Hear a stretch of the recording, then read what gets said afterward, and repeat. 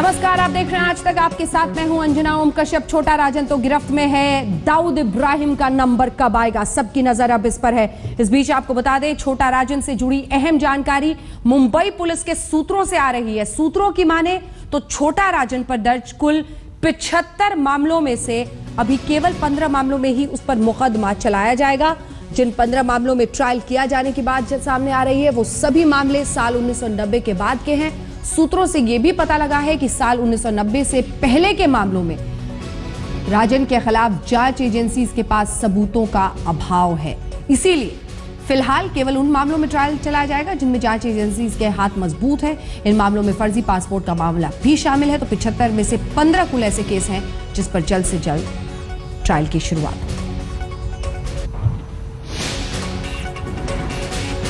हमारे साथ पूर्व सीबीआई डायरेक्टर जोगिंदर सिंह जी लगातार बने हुए। जोगिंदर सिंह जी, सबसे बड़ा सवाल यही है, छोटा राजन ने बाकायदा नाम लिए हैं मुंबई पुलिस के कुछ अधिकारियों का, जिसके बारे में वो कह रहा है कि ये दाऊद के लिए काम करते हैं। ये एक ऐसा सच है जो सामने ना आकर भी बार बार देश के सामने आता रहा है। मेरा सवाल आपसे ये है, कितने गंभीर केस है राजन पर और किस तरह से ये तमाम मामले अब आगे जाते हुए आपको दिखाई दे रहे हैं?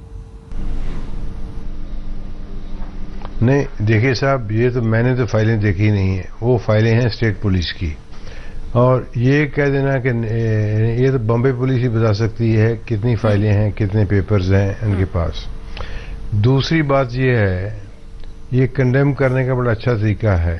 वैसे भी अगर कोई रिकॉर्ड ना भी मिले तो उसकी विटनेस मिल जाए तो उसकी वैल्यू नहीं, क्योंकि कानून के मुताबिक अगर आपके सामने स्टेटमेंट भी दे दी, पुलिस के सामने स्टेटमेंट भी दे दी कि मैंने क्राइम किया है, सबूत, उसकी कोर्ट में कोई वैल्यू नहीं है। Confession before police officer is not admissible in the court of law. तो हमको तो चाहिए वो एविडेंस जो कि पुख्ते तौर पर केस में खड़ी हो जी, कि ये जी 20 साल पहले रिकॉर्ड किया था, इसने ये कहा था, अब ये चेंज कर रहा है। It will serve no purpose. हमारी रिकॉर्ड कोर्ट के सामने आके बोले ये मैंने देखा है। ये ठीक है, ये बहुत महत्वपूर्ण है। आरोप बहुत सारे हैं, मामले बहुत सारे हैं, सबूत कितने में इकट्ठा हो पाएगा? हमारे साथ दीपक शर्मा, हमारे वरिष्ठ पत्रकार भी हमारे साथ लगातार जुड़े हुए हैं। दीपक, टू प्रोंग्ड एफर्ट की जरूरत है। एक तो सबूत इकट्ठा करना अपने आप में बहुत बड़ी चुनौती होगी उन तमाम मामलों में जो इतने पुराने हैं और चल रहे हैं छोटा राजन पर, और दूसरा हिस्सा वही है मुंबई पुलिस के कौन से अधिकारी और उनके जरिए कैसे हम दाऊद तक पहुंच सके।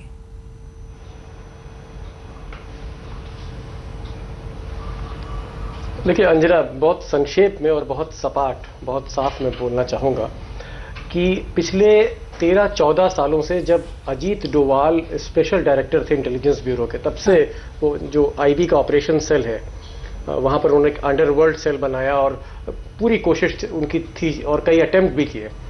आज के हालात में जो टाइमिंग है, डोवाल अब स्पेशल डायरेक्टर नहीं, अब वो सर्वोच्च पद पर है, सुरक्षा के सर्वोच्च पद पर है। सारी एजेंसियां उनके हाथ में, नंबर 1। नंबर 2, मोदी की पूरी छूट है और मोदी को भी दाऊद इब्राहिम का थ्रेट है। कई लोग गिरफ्तार भी हुए हैं।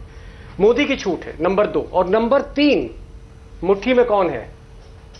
दाऊद का सबसे बड़ा दुश्मन। तो ये 3 चीजें इस वक्त जो टाइमिंग है वो डोवाल के फेवर में जाती हैं। मेरी निगाह जो है, और भी कई एक्सपर्ट्स की निगाह और भी जो होंगी, उनकी निगाह अजीत डोवाल पे। अब हमें देखना है कि डोवाल साहब अब आगे क्या कदम लेते हैं, क्योंकि दाऊद इब्राहिम को लाने की रट वो शिंदे साहब से भी हमने सुना है। हाँ। 2002 में अडवाणी जी ने भी कहा था जी। राजनाथ कई बार कह रहे हैं कि प्रतीक्षा करिए। हाँ। तो हमें लगता है कि अब वो वक्त आ गया है, एंड लेट्स सी। हाँ, बिल्कुल साहिल, ये बहुत महत्वपूर्ण है क्योंकि अजीत डोवाल ही वो शख्स हैं जिन्होंने सबसे ज्यादा करीब अगर कोई दाऊद को पकड़ने के पहुंचा था तो वो अजीत डोवाल साहब ही थे। अब ऐसी पोजीशन पर वो, और जैसा कि बता रहे हैं दीपक, छूट भी है और पूरी सरकार की कोशिश भी है और तमाम एजेंसियां अब उनके नीचे हैं। इन सब के बीच कैसे बढ़ेगा मामला आगे? देखिए, यहाँ पर एक चीज शायद दीपक भी मुझसे सहमत होंगे कि छोटा राजन जब बाहर था, छोटा राजन के गुर्गे जब बाहर घूम रहे थे और उनका इस्तेमाल किया जा रहा था, दाऊद गैंग का जो नेटवर्क है, नेपाल में हो या मुंबई में हो या देश के बाहर जहां भी उनका नेटवर्क है, फिर वो फेक करेंसी का हो या बाकी किसी चीज का हो, उसको उस पर निशाना बनाने के लिए जहां पर एजेंसीज सीधे सीधे नहीं पहुंच सकती, वहां पर छोटा राजन के नेटवर्क का इस्तेमाल किया जा रहा था। ऐसा दावा अभी तक ऑफिशियली ये दावा सरकार की तरफ से नहीं किया गया है, लेकिन सूत्रों की माने तो ऐसा दावा किया जाता है।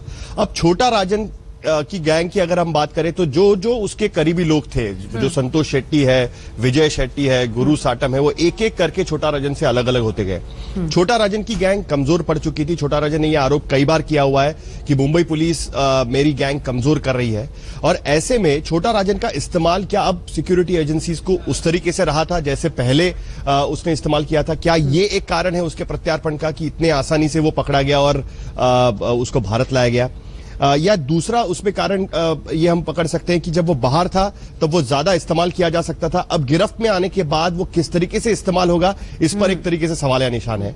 और तीसरा इंपॉर्टेंट पॉइंट इसमें यह है कि जो MCOCA के केसेस उसके खिलाफ है, जो टाड़ा के केसेस उसके खिलाफ है, उसका सरकार क्या करेगी? क्योंकि ये तो कहना बड़ा आसान है कि छोटा राजन को इस्तेमाल करेंगे दाऊद के खिलाफ, लेकिन जो भारतीय कानून के तहत उसके खिलाफ जो सख्त केसेस बने हुए हैं, उन केसेस का अदालत के सामने किस तरीके से वो पेशी करेगी, क्या उसके सामने सरकार का रुख रहेगा, ये देखना बड़ा इंटरेस्टिंग रहेगा। इस पे सबसे बड़ी बात है, अगर इसके बाद राजन को बेल मिल जाता है तो ये सवाल उठाया जाएगा कि इससे पहले हमने देखा कि इकबाल कास्कर को बेल मिल गया, संतोष शेट्टी आज बेल पर बाहर है, DK राव जो प्रत्यर्पण किया गया था वो बेल पर बाहर है। तो जितने गैंगस्टर प्रत्यर्पण करके लाए जाते हैं उनको उसके बाद वो बेल पर बाहर छूट जाते हैं, उनके खिलाफ सबूतों का अभाव होता है।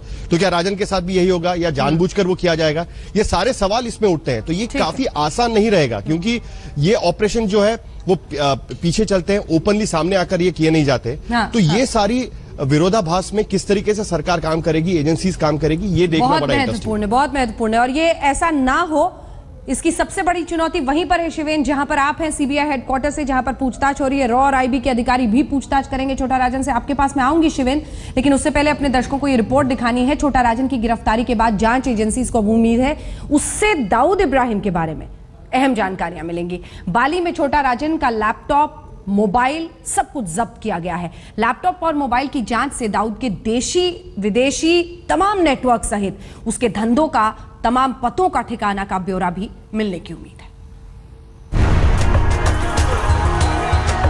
छोटा राजन भारत की सरजमी पर आ चुका है, तो सरकार का अगला मिशन दाऊद इब्राहिम को पकड़ना है, और इस लिहाज से छोटा राजन बड़े काम का साबित हो सकता है। छोटा राजन पहले दाऊद का दोस्त रह चुका है। 80 के दशक में दोनों ने मिलकर मुंबई में काले कारोबार का साम्राज्य खड़ा किया था, लेकिन 1993 में मुंबई बम धमाकों में दाऊद के शामिल होने के बाद छोटा राजन ने अपना रास्ता अलग कर लिया। तब से दोनों के बीच ठनी अदावत अब तक जारी है, और मैं हमेशा जिंदगी भर लड़ता रहूंगा टेररिज्म के आगे, दाऊद के आगे। राजन को अभी तक आप दाऊद से डरते हैं क्या? सही बात है, मैं कोई दाऊद से डरता नहीं। ऑस्ट्रेलिया में रहते मैं कोई दाऊद से डरता नहीं। दाऊद और छोटा राजन की इस लड़ाई का फायदा भारतीय जांच एजेंसियां उठाने में लगी हैं। छोटा राजन के पास दाऊद के बारे में जानकारियों की खान होने की पूरी उम्मीद है। ऑस्ट्रेलिया से बाली आते वक्त छोटा राजन एक लैपटॉप और मोबाइल फोन लेकर चला था, जिसे बाली पुलिस की क्रिमिनल यूनिट ने जब्त कर लिया। ये दोनों चीजें भारतीय टीम के कब्जे में हैं। लैपटॉप के डेटा और मोबाइल की कॉन्टैक्ट लिस्ट से दाऊद के बारे में बहुत कुछ जानकारी मिल सकती है। खुद छोटा राजन दाऊद के पाकिस्तान के ठिकानों, उसके नेटवर्क और उसकी आपराधिक गतिविधियों के बारे में जानकारी दे सकता है। छोटा राजन की गिरफ्तारी के बाद सरकार को उम्मीद है कि दाऊद के खिलाफ पाकिस्तान को सौंपे गए डोजियर में जो दावे किए गए हैं उन्हें और मजबूती मिलेगी। दाऊद का यह दुश्मन उसकी तमाम जानकारियों के साथ भारत की जमीन पर आ चुका है। पूछताछ और जांच का सिलसिला आगे बढ़ेगा तो उम्मीद है दाऊद का तिलिस्म तोड़ने में छोटा राजन जरूर काम आएगा। आज तक ब्यूरो। और छोटा राजन के इस रिटर्न के लिए जबरदस्त सुरक्षा इंतजाम किए गए हैं। आइए आपको ग्राफिकली दिखाते हैं किस तरह का सुरक्षा ये घेरा है, और सीधे रुक करते हैं शिवेन श्रीवास्तव हमारे साथ, हमारे सहयोगी CBI हेडक्वार्टर से लगातार जुड़े हुए हैं।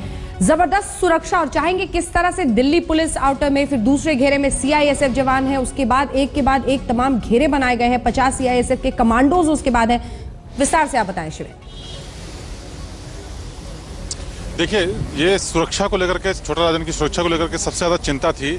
सीबीआई की हो चाहे पूरी एजेंसीज जितनी थी, उनकी सबकी सबसे बड़ी चिंता ये थी, क्योंकि लगातार डी कंपनी की तरफ से थ्रेट थी। यहाँ तक कि छोटा शकील साफ तौर पे कह चुका था कि चाहे कहीं भी हो हम अटैक करेंगे। इन सब बातों के मद्देनजर सुबह से ही ये व्यवस्था शुरू की गई थी, बल्कि कल से ही 2-3 जगहों पर बैरिकेड लगा करके ये सुनिश्चित किया गया था कि आखिरी मूवमेंट में तय किया जाएगा कि आखिर छोटा राजन को लाया कहाँ जाना है। शाम से ही यहाँ स्पेशल सेल जो लोधी रोड में है वहाँ पर बैरिकेडिंग करके सड़क बंद कर दी गई। लोगों के दिमाग में आ गया कि शायद यहाँ लाया जाएगा, और इधर सीबीआई की तरफ भी इंतजाम कर दिए गए थे। और वही ठीक हुआ जब 5:45 पर उसकी ऑफिशियल लैंडिंग हुई यहाँ इंडिया में। उस दौरान जो काफिला निकाला गया, सबसे पहले डमी काफिला निकाला गया और उसके बाद सीबीआई हेडक्वार्टर लाया गया एक्चुअल छोटा राजन को। और जब अंदर सीआईएसएफ और दिल्ली पुलिस और तुम्हारी दूसरी एजेंसीज की सिक्योरिटी का घेरा किया गया, तो उसमें साफ तौर से ताकीद थी कि किसी भी अधिकारी को जो इस मामले से डायरेक्ट न जुड़ा हो उसको जाने की इजाजत नहीं है। यहाँ तक कि सीबीआई में जो रेगुलर लोग जाते हैं उनको भी उस ब्लॉक में जाने की इजाजत नहीं है जहां पर छोटा राजन को रखा गया है। ये सारे एहतियात इस लिहाज से बरते गए हैं कि एक तो सुरक्षा को लेकर के जो चिंता है वो ठीक रहे, और दूसरी बात यह है कि जो पूछताछ का दौर चलेगा उसमें वही लोग इन्वॉल्व हों जिनका इस पूरे मामले में अहम रोल है। बिल्कुल, इससे साफ दिखता है कि किस तरह के सुरक्षा इंतजाम और किस तरह के एहतियात बरते जा रहे हैं ताकि छोटा राजन और उसकी जान को जो खतरा अंडरवर्ल्ड से बताया जा रहा है उस पर अंकुश लगाया जा सके।